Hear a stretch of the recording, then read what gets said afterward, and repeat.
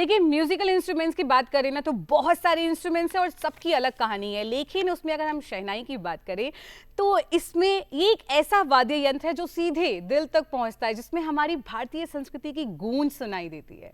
बिल्कुल। तो चलिए मिलते हैं एक ऐसे कलाकार से जिनकी शहनाई की धुन सुनकर हर कोई मंत्रमुग्ध हो जाता है। आइए साथ में मिलकर स्वागत करते हैं शहनाई वादक लोकेश आनंद जी का। नमस्कार, कैसे हैं आप? लोकेश जी, बहुत बहुत स्वागत है आपका डीडी मॉर्निंग शो में। देखिए, आप हमारे साथ आज शहनाई लेकर आए हैं, ठीक है।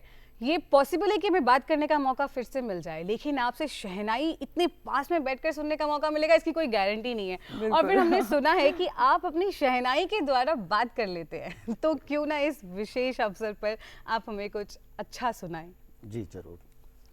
आज जैसा कि आपने कहा कि शहीदी दिवस है और महात्मा गांधी जी का दिन है आज, तो वैष्णव जन से मैं शुरू करना चाहूँगा अपनी शहनाई के द्वारा। ये वो भजन है जो महात्मा गांधी अपनी हर प्रार्थना सभा में जरूर बजाते।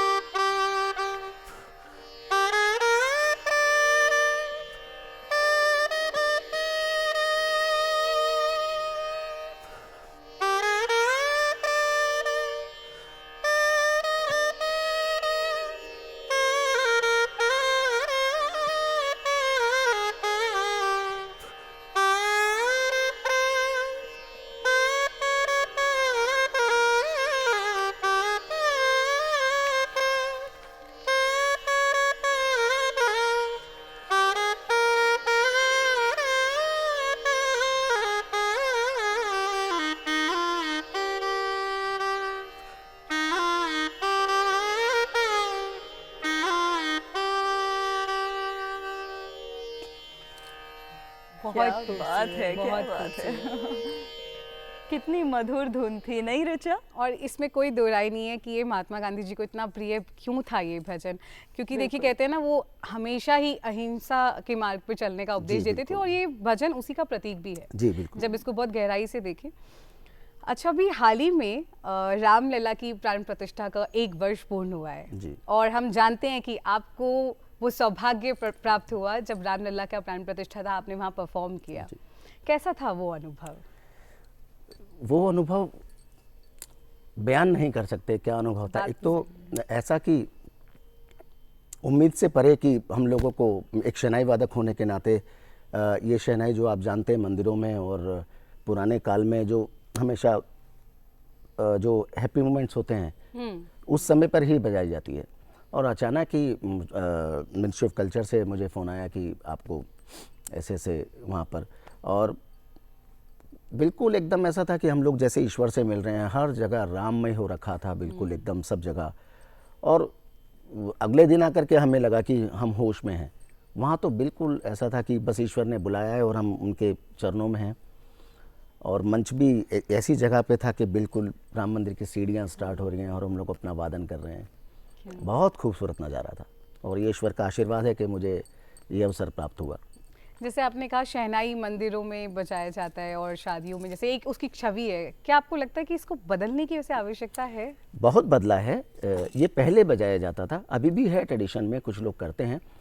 उस्ताद बिस्मिल्लाह खान साहब और हमारे गुरुजी पंडित अंताल जी, पंडित जयशंकर जी, इन सब ने कोशिश करके, और मैं भी बहुत कोशिश कर रहा हूँ आज के टाइम पे कि, और शास्त्रीय मंच तो मिला ही है इसको, शास्त्रीय संगीत का बहुत बड़े बड़े फेस्टिवल्स में आज शहनाई का होता है, लेकिन मुश्किल होने के कारण थोड़ा तकलीफ होता है लोगों को। तो मेरी कोशिश जारी है कि मैं लोगों को इसको इजी, अब जो मेरे स्टूडेंट्स हैं उनको इजी बना करके वो लोग बजाएं। दुनिया का सबसे मुश्किल साज है ये। हाँ। जी। अच्छा, रामलला की बात हो और हम गांधी जी को कैसे भूल सकते हैं? आज शहीदी दिवस है और हम ये जानते हैं कि गांधी जी को भजन ही नहीं बल्कि राम भजन बहुत प्रिय जी थे, बिल्कुल। है ना? तो जब भी राम भजन की बात होती है सबसे पहले दिमाग में एक ही भजन आता है, रघुपति राघव राजा राम। वाह। तो क्या हम उसकी कुछ धुन आपकी शहनाई के द्वारा सुन सकते जी हैं? जरूर जरूर।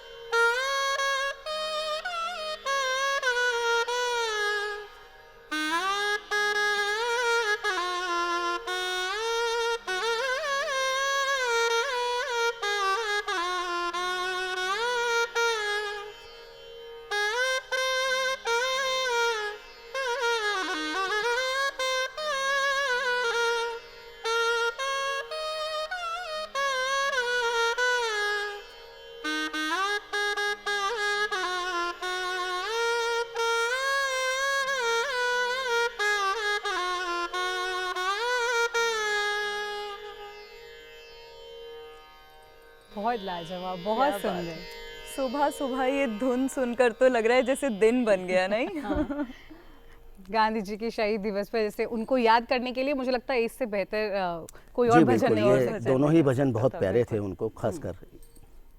अच्छा, जैसे अगर हम देखें, आपने अभी बात की शास्त्रीय संगीत कला मंच की, क्या आपने, और आप इतनी जगह परफॉर्मेंस करते हैं जिसकी लिस्ट मुझे लगता है कि मैं बोलने लग जाऊं तो खत्म ही नहीं होगी, चाहे वो फिर अमेरिका हो, हांगकांग, चीन, थाईलैंड, कोई आपने कंट्री शायद ही छोड़ी है। तो जब आप वहाँ पर हमारी भारतीय संस्कृति की इस परंपरा को पेश करते हैं, कैसा वहाँ के ऑडियंस से आपको रिएक्शन मिलता है? देखिए, जैसा कि आपने कहा, और कि शास्त्रीय संगीत जो है पूरे भारतवर्ष नहीं, पूरे विश्व में विख्यात है। तो जब हम कहीं फॉरेन में बजाने जाते हैं तो वहाँ की ऑडियंस जो होती है वो शास्त्रीय संगीत को इस नज़रिए से देखती है क्योंकि उनका संगीत बंधा हुआ है, और हमारा शास्त्रीय संगीत जो है उसमें वेरिएशंस हैं, उसको एक माला में पिरो के नहीं बजाया जा सकता, समुद्र है वो। तो वो लोग यही देखते हैं कि ये एक नोट से दूसरे नोट में ये कितना वेरिएशंस कर सकते हैं, और एक राग को ये 1-1.25 घंटे बजा सकते हैं, तो इसका कोई लिमिटेशन नहीं है। और दूसरा, हमारे यहाँ का जो शास्त्रीय संगीत आध्यात्म से जुड़ा हुआ है, जो उनको मेडिटेशन करना होता है या फिर उनको एकाग्रता जो भी लानी होती है अपने अंदर, उसके लिए वो शास्त्रीय संगीत को बहुत पसंद करते हैं और बहुत सुनना चाहते हैं। बहुत सारे मेरे भी स्टूडेंट्स हैं जो विदेशों में सीख रहे हैं, और सबसे ज़्यादा सितार, सरोद, बहुत सारे विदेशी जो लोग हैं वो शास्त्रीय संगीत की तरफ आकर्षित हैं और सुनना पसंद करते हैं, और भारी मात्रा में लोग आते हैं वहाँ पर। हाँ, पर जैसा आप कह रहे थे कि आप भी उस क्षेत्र में इसको प्रयास कर रहे हैं कि इसको और आगे लेकर जाएं, और जैसा कि हम देख रहे हैं एक बड़ा ही कल्चर बहुत कॉमन हो गया है सब चीज़ों को वेस्टर्न से टच करने का, शास्त्रीय संगीत में पॉप को मिक्स करने का, और ये लोगों को पसंद भी आ रहा है। क्या कभी आपने अपने व्यूअर्स के लिए, श्रोताओं के लिए ये करने का प्रयास किया है जिसमें इसमें शहनाई में कुछ पॉप मिक्स किया हो? जी, मेरा एक एल्बम है स्वान लेक। अच्छा। वो जिमा के लिए नॉमिनेशन हुआ था और वो बहुत पॉपुलर है। उसमें वेस्टर्न जैज का ही है, वो चेकोस्लोवाकिया का एक है, वो ओरिजिनल ट्यून पे बजा हुआ है और वो सब प्लेटफॉर्म्स पे भी उपलब्ध है। तो काफ़ी सारे मेरे प्रोजेक्ट्स आने भी वाले हैं, और फ्यूज़न और जैज को लेकर के, और कुछ किए भी हैं मैंने काफ़ी सारे। जी। अच्छा लोकेश जी, जैसा कि हमने शुरुआत में ही कहा कि आज हम शहीदी दिवस के दिन गांधी जी को नमन कर रहे हैं उनकी पुण्यतिथि के अवसर पर, और हमने उनके दोनों ही बहुत बेहद प्रिय भजन सुने, फिर चाहे वो वैष्णव जनत हो या फिर रघुपति राघव राजा राम। जब भी राम भजन की बात होती है सबसे पहले रघुपति राघव राजा राम ही याद आता है, लेकिन ऐसे और भी कई भजन रहे हैं जो गांधी जी को, राम भजन स्पेशली, जो गांधी जी को बहुत प्रिय थे। जैसे आप अगर उस बारे में कुछ बताना चाहें। जी, वैसे तो मैंने कहा कि दोनों रघुपति राघव राजा राम और दूसरा जो मैंने अभी आपको सुनाया, ये दोनों ही बहुत प्रचलित हैं। लेकिन राम भजन में आप कहेंगे जो जैसे ठुमक चलत है, वो भी एक राम भजन है। हाँ। वो भी सभी लोगों को बहुत पसंद आता है। तो क्या थोड़ा सा सुन सकते हैं? जी जरूर।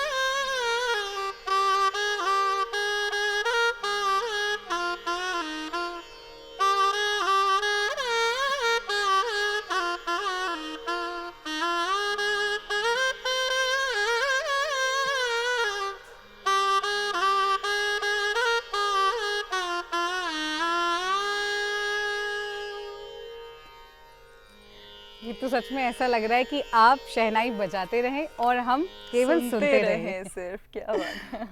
अच्छा। सच में। अच्छा सर, आपने सबसे पहले संगीत सीखने की शुरुआत जो है अपने पिताजी से की जी, थी। मेरे पिताश्री कालीचरण जी से मैंने हाँ, शुरुआत की हाँ थी। जी। तो कोई ऐसी सीख जो उन्होंने आपको दी हो और आज भी आपको याद आती हो, आप बताना चाहेंगे? मेरे पिताजी हमेशा मुझे जितना बेसिक उन्होंने मुझे सिखाया, किसी कारण से वो शहनाई को रेगुलर नहीं कर पाए अपना, तो वो चाहते थे कि मैं मंचीय स्थान प्राप्त करूं, मैं मंच पे बजाऊं। बस उनकी यही सीख थी कि रियाज़ अपनी जगह है, रियाज़ तो करना ही है, अच्छी तालीम भी लेनी है। उनके बाद उन्होंने मुझे शागिर्द कराया बड़े गुरु मेरे पंडित नंदलाल जी, पंडित दयाशंकर जी। उसके बाद मैंने संगीत मार्तन पंडित जसराज जी से काफ़ी वर्ष उनके सानिध्य में मेरा।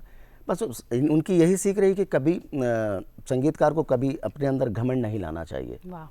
ऑलवेज जितना आप ज़मीन से जुड़ के चलेंगे और लोगों को समझेंगे और अपना दिल आप नॉर्मल रखेंगे, उतना ही आप संगीत में आगे बढ़ते जाएंगे।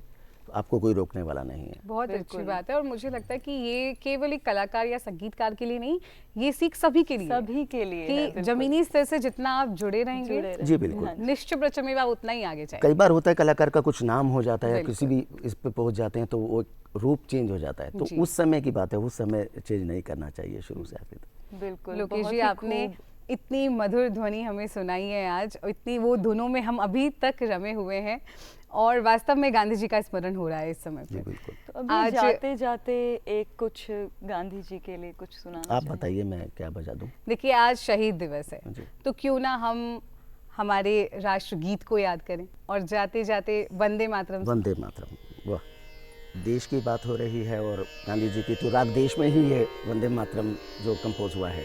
जी।